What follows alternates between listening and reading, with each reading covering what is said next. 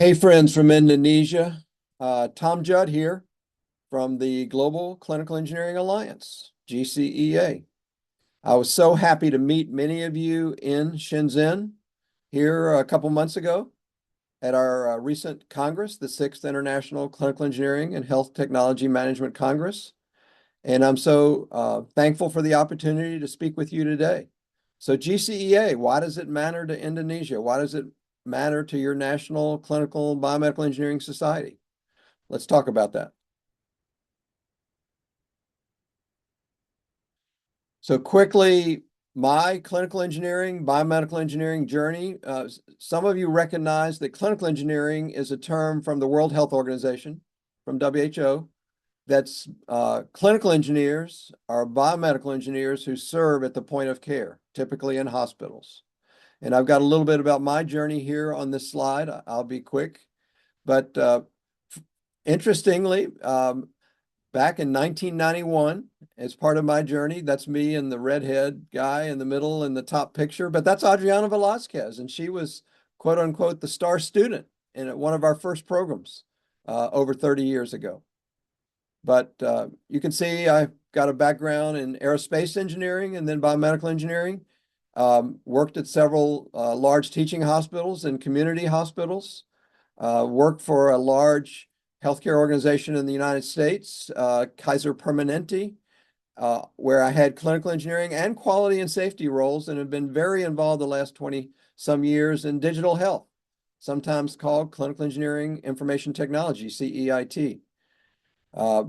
Was among the founders of the American College of Clinical Engineering, which is the national CE-BME society in the US, and been involved with this health IT organization around the world, HIMSS, and also our partner organization, the IFMBE Clinical Engineering Division, where I was secretary 10 years ago and then chair for 4 years during the COVID times. Most recently, partnering with India and its AMTZ, the big medtech zone there that's so important, and some of their new programs, such as the Fellows Program. We'll mention more about that.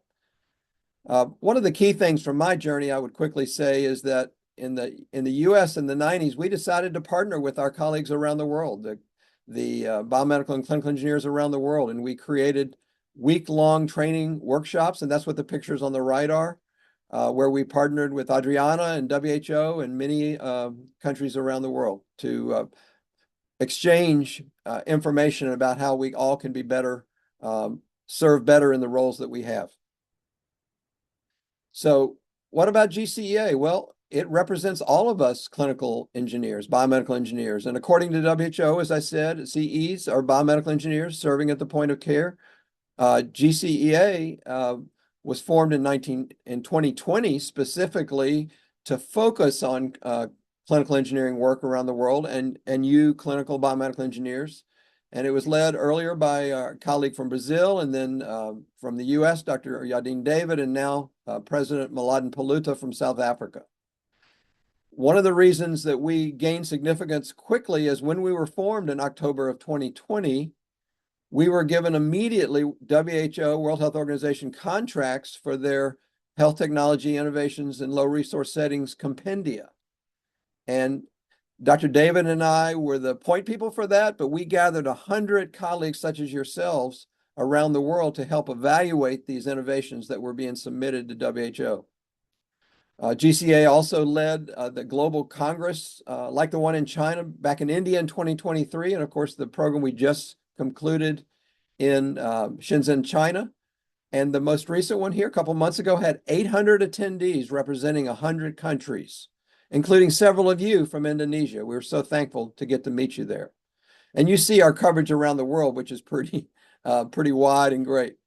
And today, GCA has over 50,000 members from societies and individuals, and from 70 countries. And we have grown to include health technology key leaders and contacts from almost all the countries and territories of the world. We're also affiliated with the Global Clinical Engineering Journal under Dr. Yadin David's leadership as editor-in-chief over these last 7 years. And you'll see there amazing coverage of CE-BME and health technology management issues. So why GCEA? Well, go to our website. It's noted up there at the top, www.globalcea.org, and you see a little screenshot there of what that website looks like. But we were created, I would say, for many reasons, but two that I want to focus on today are to empower and recognize clinical engineering profession for its unique contribution to healthcare in your countries and around the world. And I'll give you some proof of that after a while. But we also like to combine the strengths and jointly leverage national associations in the countries such as yours. So let's talk about what we're doing elsewhere to see how it might apply to you. And that didn't supposed to happen, sorry. So what's unusual and remarkable about us? So check our website again, but we partner and encourage the further development of national CE and biomedical engineering societies. And we also admit individual members where no society has been created or it's under further development. So in your region of the world, the Western Pacific region, we have members already from Australia, China, Japan, Malaysia, Mongolia, Papua New Guinea, and the Philippines. In fact, we have 35 countries, national CE societies in our membership, and 35 more countries representatives. And we continue to grow rapidly, as you can imagine. And you can join us, and there's a link on our website about members. But, a couple of large countries in your part of the world, Japan and India, we were particularly strong partners during the pandemic. And so we now help organizations such as those huge organizations, 25,000 plus members in JACE, and I think it's 8,000 members in AMTZ, the MedTech zone there in southern India. And help them provide the best CE-HTM practices regionally, while we often help provide these perspectives globally. And as I mentioned, we help allow memberships from societies and countries where the society is under further development. And you can go to a link I provided to Dr. David as the most recent President's State of the Alliance annual report. And I could share with you liaison reports from my role in the organization. But you see the pictures, not only of the most recent State of the Alliance report that's on our website, but how we were at AMTZ when it was founded back in 2018 there in India. And me in the middle and several colleagues participating in WHO's fourth global forum for medical devices. And then, of course, that was a great program there in Vizag 7 years ago that we continue to build on around the world. Yes. What's so unusual and remarkable about GCA is our global outreach and partnerships. And so two things we like to do is directly partner with the health leaders, health technology leaders in challenged countries, as well as to go to the big societies we're partnered with and help them and encourage them as they help others. So for instance, some of the challenged countries, without getting off on all the detail, is like working with the former Minister of Health of Afghanistan, working in Haiti, and most recently, as of this Congress, working with the Ministry of Health and Pan American Health there, Somalia, Central Asia, and considering what we might do to help in South Sudan.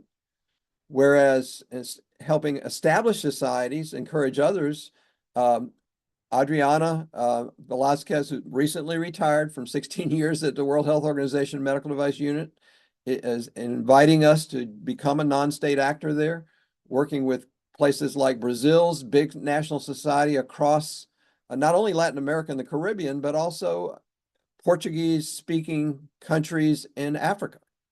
And working with KISA in South Africa, the National CE Society across all of sub-Saharan Africa. Working in Italy and UK and Greece, across Europe, and then across Southeast Asia with AMTZ. So what else? Well, I think this will be very important to you, is that we are strongly involved in capacity building and training. We do that through our congresses that some of you just attended, through our regular and often typically monthly or certainly quarterly workshops and webinars and training sessions, and we continue to empower clinical engineers around the world. And as you see where we've held these congresses across, including in your region a couple times, we have regular webinars that you can find on our website and shorter technology snapshots, which you can see across a variety of topics.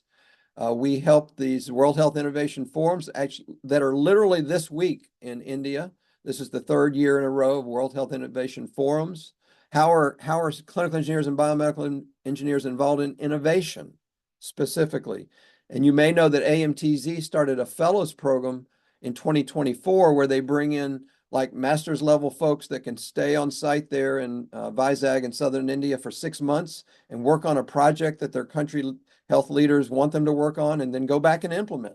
So we've been very involved in that. And, I note that in China, what a big country, I've seen different estimates, 80 to 100,000 clinical engineers and 36,000 plus hospitals. We're very involved with them really for the last dozen years. How about innovation and research? We've been at the forefront with various partners looking for solutions to the evolving need of health systems.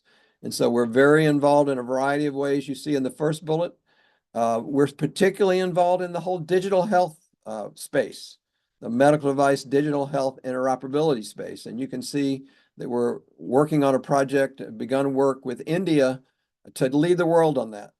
And then Dr. David and I had the privilege to present a editorial that highlighted the work of many of our colleagues around the world back in 2022 to the National Academy of Engineering in our country. So you can check these out, and certainly we'll make this presentation and all its links available to all of you. Getting near the end here, we're into advocacy and global influence. And so we know we have to partner with others. And so we're very present in many spaces, and many of you maybe recognize some of the stakeholders down there, AAMI, folks from China, this digital health NGO called Pole Alliance, the Health Technology Foundation, Humatem, as well as AMTZ, Humatem helping French speakers across the world, and our HTA friends, our quality friends, and our hospital friends. So a lot going on there.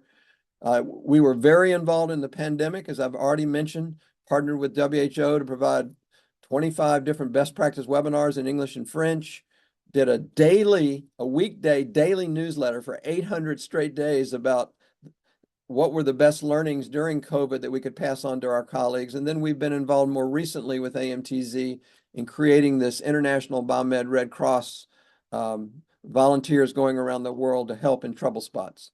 So in conclusion, why does GCEA matter to you in Indonesia? Because together we can make CE in your country and around the world better.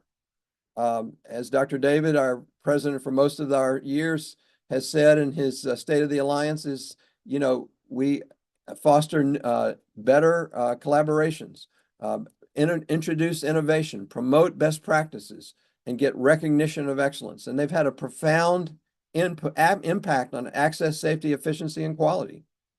So, we had an annual awards program where we can help recognize people doing great stuff around the world. And so thankful that many of you were able to join us at our 10th Congress there last month in Shenzhen, a couple months ago. So let's build together on our relationship and make a difference in your country. And I thank you for your time. Bye for now.